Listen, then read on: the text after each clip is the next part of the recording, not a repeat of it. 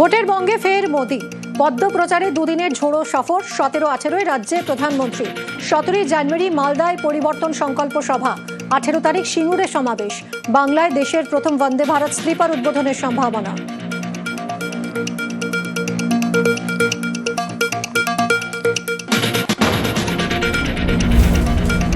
নির্বাচন কমিশনে জোড়া বৈঠকে সিইও। বাংলার এসআইআর হিয়ারিংয়ে কি পদ্ধতিগত জটিলতা জানাবেন রাজ্যের মুখ্য নির্বাচনী আধিকারিক।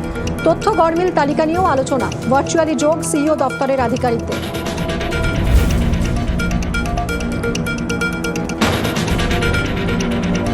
বাংলার ভোটে বাহিনীর হিসেব।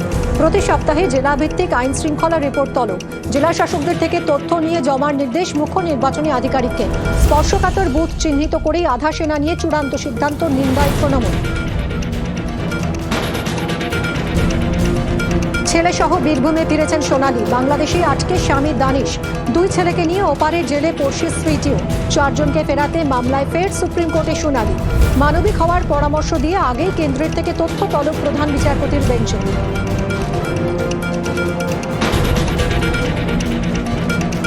বাংলা পুলিশের পরবর্তী ডিজি কে? 31 জানুয়ারি রাজীব কুমারের অবসরের আগেই জটিলতা। সময় পেরোনোয় রাজ্যের প্যানেল ফেরত ইউপিএসসি। সুপ্রিম কোর্টের নির্দেশ, অ্যাটর্নি জেনারেলের মতামত উল্লেখ করে চিঠি শীর্ষ আদালতে।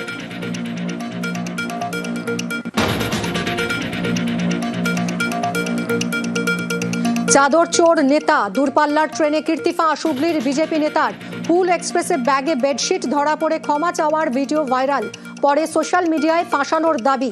ফোনেও চুরির অভিযোগ খারিজ পদ্মের লিগাল সেলের নেতার।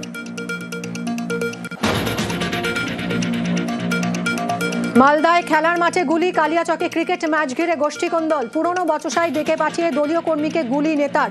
আগ্নেয়াস্ত্রর বাট দিয়েও মার। জখম ছেলেসহ আরো 2।